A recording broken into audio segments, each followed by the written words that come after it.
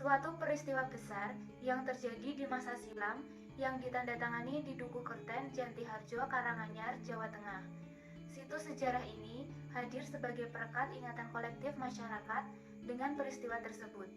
Nama Giyanti sendiri diambil dari lokasi penandatanganan perjanjian, yakni di Desa Janti.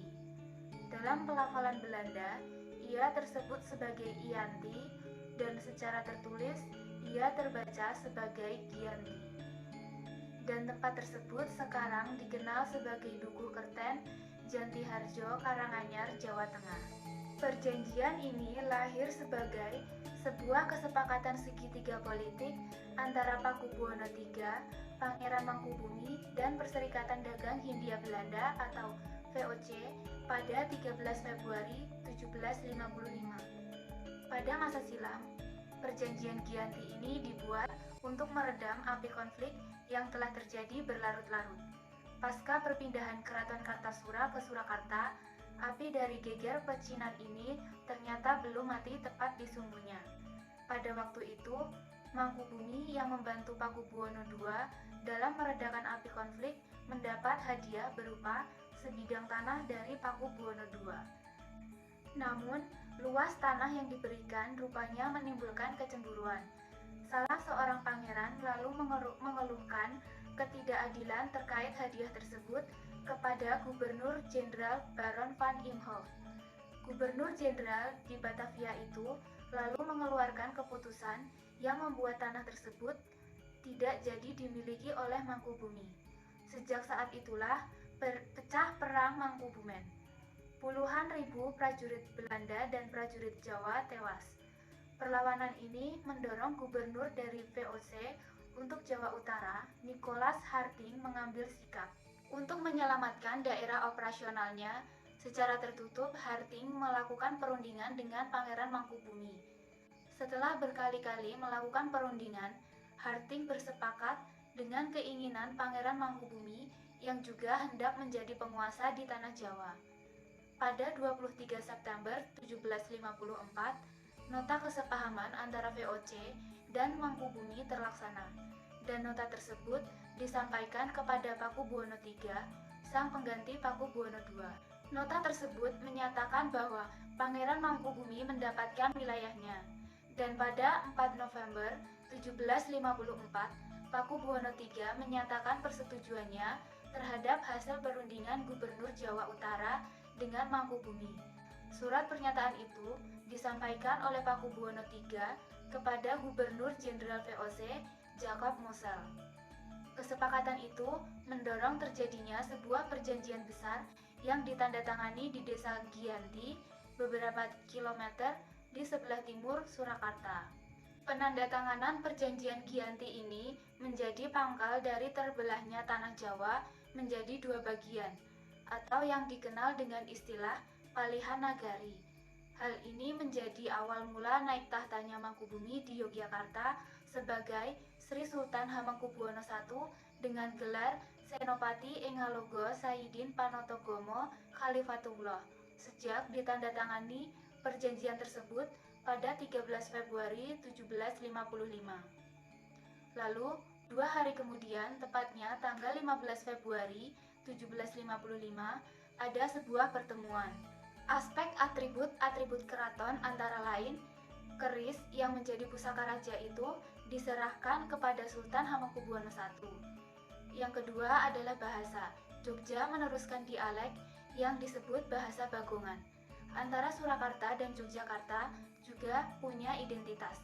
Kalau yang satu inggih untuk Surakarta dan yang satunya adalah injil untuk Yogyakarta. Kemudian tari. Bila Surakarta untuk gerakan gagahan hingga tangan ke atas, Yogyakarta cukup sampai dada.